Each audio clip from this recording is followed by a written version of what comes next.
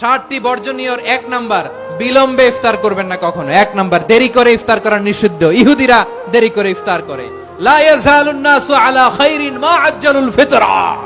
বিশ্বনবী বলেছেন, এই উম্মত যতদিন আগে আগে ইফতার করবে, এই উম্মতের কপাল থেকে কল্যাণ কেউ ছিনিয়ে নিতে পারবে না। চিল্লায় বলেন ঠিক কি না? আজানের জন্য বসে থাকবেন না, সময় দেখবেন। স্থানীয় সময় যখন সূর্যাস্ত হওয়া মাত্রই বিসমিল্লাহ, খেজুর খেয়ে ফেলবো। পারবেন তো?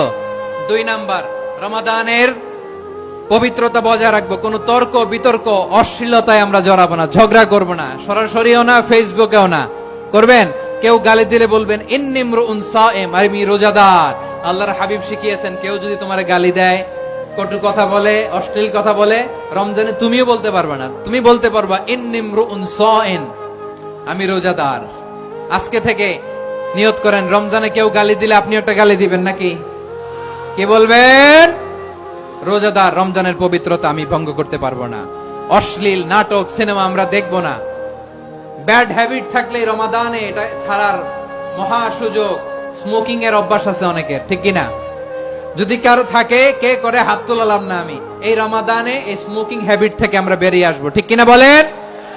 3 নাম্বার, আমরা মিথ্যা বলবো না।